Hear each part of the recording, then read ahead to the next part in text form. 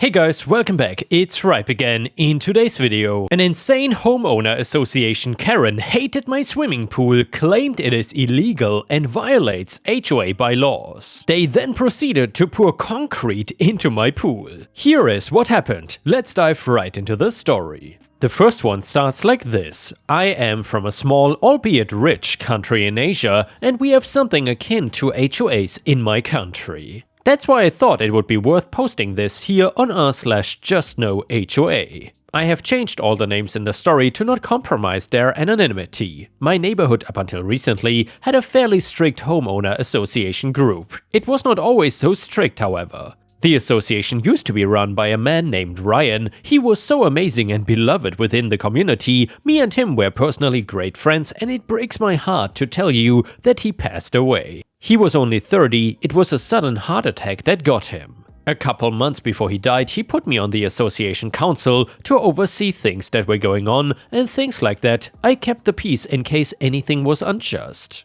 So this story starts when 2 months after Ryan had passed away, a woman called Let's Go with Karen was elected. She had only moved in a few weeks after Ryan had died, and we were all quite confused as to how quickly she managed that position. But then some pictures surfaced of her sneaking out of the mayor's house early in the morning, usually not wearing much, and we realized what was happening. None of us had much of an issue with it, none of us wanted the role, and at that point we didn't know that she was gonna be the biggest nightmare. For some of you who might be confused why the mayor in this case is important, in my country HOAs are much more closely connected to the city they are established in, and the mayor of the town has a say in who leads the HOA, who is on the board, etc. Our first warning sign was when she changed most of the rules. She kept the basics of them the same but changed the specifics. For example, having the grass height to be no taller than 10 centimeters became the grass height should be exactly 3 centimeters all year round and at all times. And the types of flowers were also decreased in selectiveness. She also thought she could create any policies she wanted, which brings us on to this story. One of the main unjust policies she made was forcing everyone to reapply for any permits they had acquired in the past 5 years. I fell into that category as I had applied for the permits to build a pool in my front garden instead of my back.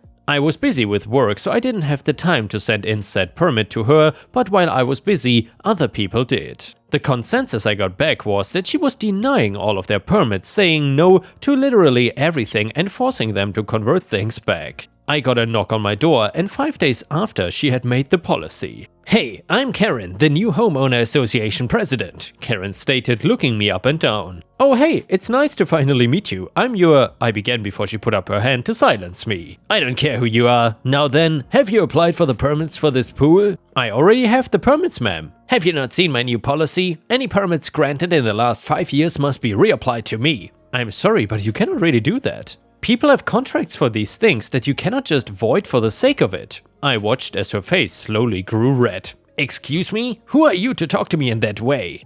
Listen, all I'm saying is that making this a policy in the first place is absurd enough, but then denying most people of their requests, which, let I remind you, have already been approved, is just an abuse of your power, and I won't stand for it. I can't. I'm the president of the association. Reapply for the permit. "And you will accept it?" "No, having a pool out front is dangerous for children and it devalues the neighborhood." "Well then no, I will not reapply for the permit as your denial for my pool will void the previous contract. I'm not an idiot, Karen." "Do you not care for the kids?" "What kids?" "The kids that might fall in this pool as they play outside." "There are no kids on this street. I thought you would know that as you are the homeowner association president. But I guess you have more to learn than I once thought." She stormed off after that, kicking over a plant pot on the way, saying, "And this type of flower is not allowed." The next couple of weeks mashed into a blur. Every day she came over to bang on my door and then demand that I apply for the permit, and then she started just demanding that I get rid of my pool. I obviously told her how that is not possible because you cannot just remove a pool that is sunk into the ground and the money it cost would be wasted. She was not hearing any of it though, she just kept telling me how illegal it was for me to disregard her policy, which is a load of BS, and how I am endangering the community and bringing down the house prices around me. I did see her on the odd occasion, stood outside my house looking in through the windows at my lavish property. If I didn't know any better, she was just jealous of me. Although she was sleeping with the mayor, it was clear that he was not letting her stay in his mansion. And well, I went away on holiday 3 weeks after these events started. I was visiting my parents and they lived on the other side of the country. It was a great visit, but the whole time I was wondering what would happen while I was gone. I was right to feel worried because when I came back I noticed there was no water in my pool anymore. Not only that, but there was no room for the water as the whole space had been filled with concrete. I stared at it for ages before I went inside, took 30 minutes to calm down, and then I called the police. Yes, officer, it was filled without my consent. I see. I must admit this is an unusual case of vandalism. The officer who had arrived at my house was taking notes on his phone. After taking pictures and getting the footage from my cameras, we headed over to the homeowner association building. The footage showed as a group of people in uniforms filled up the pool with concrete. The company van was in shot, and no surprise that the company was the one belonging to Karen. Part of the name was her last name, for hell's sake. I have no idea what you're talking about. I wouldn't do that, she exclaimed as we confronted her. Ma'am, we have footage of your company performing the act. The officer showed her the footage. Well, maybe I did do it, but you must understand, the pool was illegal. I had to take measures into my own hands, okay? Yeah, sure you did. I created a policy, okay? He needed to reapply the permit to have the pool. He refused to do so, and he refused to remove the pool. I had to do this, you must understand. You have no jurisdiction for these matters. What were you thinking? The mayor had stormed in. I guess he had caught wind of the situation and realized it would taint his reputation if it got out that his mistress was doing such things. I do, she replied back, flailing her arms. You're on the council, aren't you? You're the new president. The mayor turned and stormed out. You're on our council? Why didn't you say anything? Well, I tried, and now, officer, I would like to press charges. Certainly, the officer replied as Karen's face paled. I took her to court and I ended up winning, of course. I didn't need the money, but it was more the principle. She had to pay a massive fine, and something else which I think is too interesting not to add in is that because of this situation, an investigation ended up taking place over her company. As it turns out, Karen had been committing tax fraud for the last 20 years and she did so mostly through her company. After everything was calculated, the money she owed the government came to a total of the equivalent of $300,000. I felt quite smug about this new revelation. After all, none of this would have come to light if she hadn't tried to be such a tyrant. Of course, the company went bankrupt, paying back the money, and Karen now has to spend several years behind bars. And yeah, ripe stars, this Asian Karen certainly got what she deserved, and it just shows that HOAs are not limited to Western countries, they exist in other countries as well. And by the way, small update here, in the small neighborhood I'm living in here in Thailand, they recently sent a letter to all the homeowners here, and apparently they really want to start a homeowners association. I will keep you updated on how that goes. Either way, if you have watched until here, I would very much appreciate it if you could like the video if you haven't already, and maybe even post a comment, because that would help me tremendously. And the next one is titled Revenge on Neighbors. So we once had neighbors that from the day we moved in absolutely hated us. We never even met them, but they made our lives hell in every way they could. We had moved to that area, putting my grad school and our big life plans on hold to look after my mother-in-law,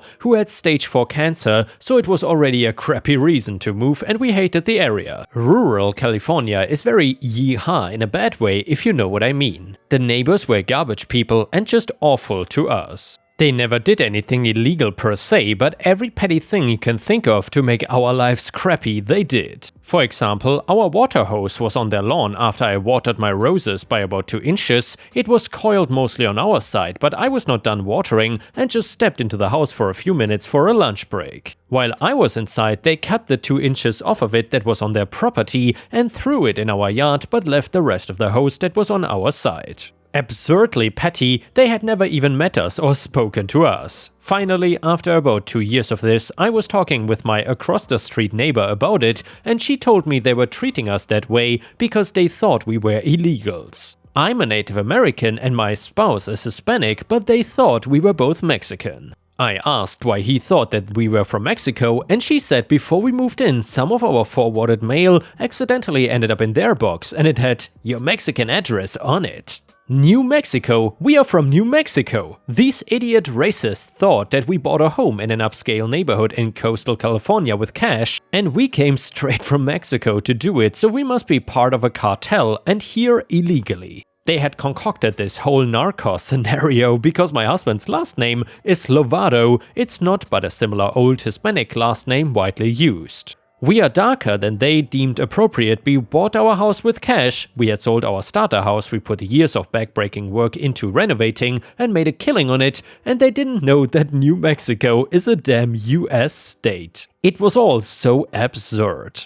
Don't worry, the story has a happy ending though. When we moved out after my mother-in-law passed away, I wrote them a long letter telling them how embarrassingly stupid they are. I'm native, so I was sure to tell them that they are the ones trespassing on my land gained illegally by their government, and how they were giant a-holes for making what was already a hard time on my husband, who was dealing with the slow death of his mom. Who was, by the way, a highly respected physician in the area, so yeah, not an illegal cartel member, and an even worse time, so I hope they are proud of themselves. And then we stole their cat. About the cat, they neglected him and left him outside covered in fleece and fending for himself day and night, in the terrible heat of summer, without water, and in the freezing cold of winter without shelter. The cat had already moved in with us because we actually cared for it and we took care of his medical needs. In my book, you treat your cat like crap and you didn't microchip him? He is mine. One good thing came from our time there, and he is napping in the windowsill right now. We named him Flavio after Flavio Mendez Santiago, the famous Mexican cartel drug lord. Another update to the story, I don't think they honestly thought we were Mexican cartel because that is just too stupid, but maybe I'm giving them more credit than I should. What they told my neighbor was something like, you know, I bet they are part of a cartel or something. We looked up their house on public records, and do you know they paid cash for it? And with their last name and being from south of the border and all, definitely illegals. She said they went on to say how sketchy we looked. We look like normal Gen Xers, not really sure what she meant by that, but I can guess. I know it's per se, autocorrect screwed me and I didn't catch it in the reread before I posted. More about the cat. For a long time we thought he was a stray. We asked our other neighbors, everyone else around us was pretty welcoming and very nice, if anyone knew whose cat it was. They all said they didn't know, but 2 people we talked to thought he was left by the previous owners of our home. After a little while of watching him seeming to be neglected, hoping someone would take care of him, we started helping him in little ways like giving him flea drops, leaving water out for him, and letting him in our garage when the weather was terrible. A little later on, we got him a heated bed in there for winter and started making him come inside every night. He used to get in terrible fights at night and was always banged up. He was very thin, so eventually we started feeding him as well. Then he got in a terrible scrap and had a nasty gash along his back. It was swollen and very painful looking, so we took him to the vet to get treated. We had him scanned for a chip, and when one didn't come up, we figured he was now ours. We moved him inside the house while he was on antibiotics and recovered, still fearing he was just very lost and maybe had a home somewhere. We checked all the lost pet bulletins in our area and put found pet ones up of our own. A month later and still nothing, so we had him chipped to us. It was not until a few years later, right before we moved away, we were talking with our same neighbor and she said, you know, the Smiths, not their real name, told me that you stole their cat. I told them no one knew he was their cat, and if they wanted him back, all they had to do was ask you guys at any time, and that you are very nice people. She said they just snickered at the prospect and walked away. So F them, he is our cat now. And our new neighbors who love him dearly and treat him like the king he is. They treated him like crap, they treated us like crap, and we took their cat and never looked back. Another edit to the story, because this was not long enough, some people keep saying that I should have just talked directly with my neighbors. Others are focused on them cutting my house and saying that is property damage and I should have reported them. People keep focusing on the host they cut, which is just the tip of the iceberg of petty crap they did to us. There's another great example to follow, saying that we should have called the cops for property damage. We were supporting a dying parent, watching as she deteriorated painfully every day. The last thing we had bandwidth for was escalating a petty war with sneaky nincompoop racists that had nothing better to do than make our lives even worse. After I found out why they didn't like us, I wrote them a long letter as a peace offering in hopes the crappy behavior could be stopped. We did not even have aspersions of a cordial relationship, a silent neutral one would have sufficed. In it, I outlined where we are from and why we are living there. I didn't feel the need to tell them how we bought our house with cash because seriously, people buy homes outright for lots of reasons, mostly non-cartel related, so I didn't think it was relevant. I told them we are very nice people and good neighbors if they would just please consider not treating us and our property so badly we could ignore each other and both be happy. But they were just crickets. So put another copy of the letter in their mailbox 2 weeks later, just in case they didn't see the first one for whatever reason. A few days later, there's a knock on our door and it's the police. They said they had a complaint that we were stealing other people's mail and messaging with our neighbor's mailbox. We were floored. I told them I know exactly who called them and explained the situation, even showing them a copy of the letter I sent twice. They were not concerned and just told us it's best to not try and make peace, just ignore them the best we can. They suggested we put up security cameras so the neighbors cannot accuse us of anything in the future and went on their way. The cops don't care about a cut hose or someone messing with mailboxes. We put up a few cameras for our own safety and that's all we had energy for. So yes, I tried to reach out pretty early on. No, we were not gonna call the cops for property damage for the water hose because cancer. If they had damaged our cars or broken a window or something outright destructive, then sure, we absolutely would have. However, a bunch of petty, inconvenient instances of crappy neighboring was not worth escalating to us. And yeah, ripe stars, let me know in the comments what you think about this. Especially the part where OP basically stole the neighbor's cat. However, in this case, this cat napping might have been for the better, as it was clear that the neighbors clearly neglected that poor cat. Either way, the next one is an entitled family am I the a-hole story. So I am a 32-year-old woman and I just bought my first house. It has 3 bedrooms, a yard, and it's just what I need right now. I'm single and have 2 dogs, my sister is 34, has 3 children and lives in a 2-bedroom apartment. Lately, she's been talking about how such a tiny living space is not enough for the 4 of them. When she got to know about the house I had bought, she became very upset and told me that I was being wasteful as I am single and I don't have kids and therefore don't need such a big space. I reminded her that what I do with my hard-earned money is none of her business. She went on to complain to our mother about how selfish I was being. Yesterday evening, I got a call from my mom telling me I should let my sister and her kids move into the house, my house. I told her that no one was going to live in the house that I paid for but me, and that extra space would be great for my dogs to play in. My mom also got very upset with me and told me that I was being unreasonable, that my sister's kids are growing and need the space more than my dogs. I offered to help my sister out financially so she could rent a bigger place. My mom got my sister on the phone, who shot down the idea, telling me I needed to let her and her kids live in my house. When I refused again, she very generously suggested a compromise. I could live in the house with her and her kids and would not have to find somewhere else to live. She said this as if she was doing me a favor. I told her she had lost her mind and hung up. So Reddit, am I the a-hole or is she? I know my sister is struggling financially, but this kind of entitlement is ridiculous. And yeah, ripe stars, let us know in the comments what you think about this. Either way, a comment on Reddit said, not the a-hole, don't let her move in, even temporarily. I made the mistake of allowing my mom and little sister moving in with me when I bought a large house, and it was one of the worst mistakes of my life. The stress they will put you on and the total disregard they will have for your house will cause nothing but issues. Comment number 2, not the a-hole. She made her life choices, you made yours. She cannot expect you to now pay for hers. You went above and beyond by offering her money to upgrade. She should not expect you to sacrifice your personal freedom so she can benefit. And the next one is titled, Crazy Neighbor Insists We Mow Her Lawn Too. This happened just 2 days ago. My husband and I live on over an acre of property and we try to regularly mow the lawn, but sometimes it does get a little bit too tall. The time before last time it did get a little overgrown and we ended up mowing a part of the neighbor's yard as we are not separated by a fence and we went over the property line a little bit.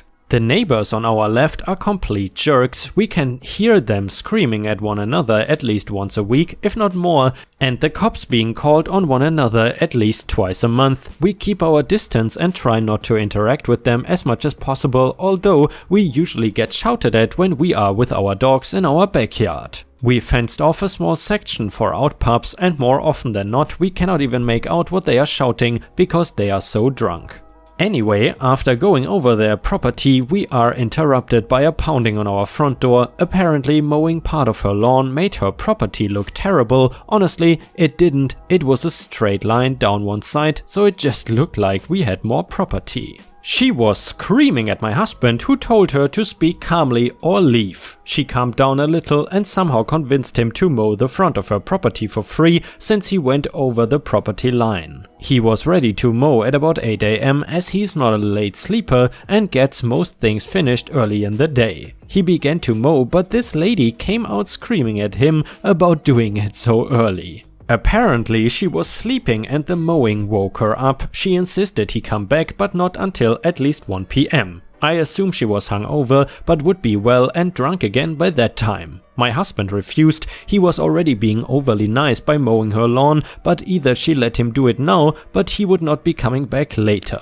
She screamed at him to get lost, so he did exactly that. Of course, she was banging on our door again at 1:30 PM drunk as hell, and slurring curses at me and my husband about not keeping our promise. We did not promise her anything though. And when the job was being done, she told my husband to get lost. He just looked at her annoyed and told her the same thing.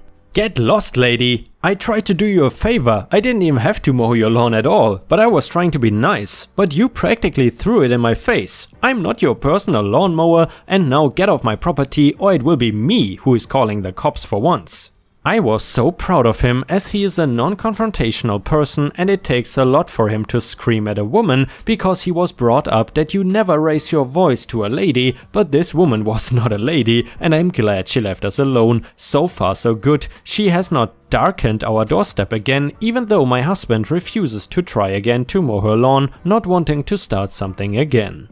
Side note, her drinking is not an assumption. I have literally seen her on her front porch killing a bottle or a box of wine in less than an hour, and it is usually around 11 AM too. The same time I take my dogs outside, I see this type of thing daily and repeatedly through the day. I could swear she probably drinks 3 to 4 bottles a day. Her husband does the same thing, but it is usually a bottle of Jack Daniels or some other whiskey, and we know for a fact her son, that lives with them, is on some kind of hardcore drugs because their husband once spoke to us once, by a miracle he was sober, and for some reason told us all about his screwed up son, because he fried his brain with drugs and spends all his money on more drugs. Apparently a lot of the yelling is the wife and son, and the cop calling is between the two of them calling the cops on each other. I bet the station knows their address by heart because of all the domestic dispute complaints. Thankfully, we have never seen an ambulance or fire trucks, just cops. And honestly guys, as horrible as these neighbors might be, I feel kind of bad for the son because obviously a kid that is being brought up under these circumstances cannot really turn out good, or at least the chance is very, very small. Have you ever had such, let's say, interesting neighbors? Let us know in the comments. And with this, we have reached the end of the video. However, if you cannot get enough of my content, please check out my endless playlist, where you can find thousands of hours of content. In addition, please don't forget to subscribe to my channel to not miss any of my daily uploads. Thank you so much in advance, and I hope to see you again tomorrow.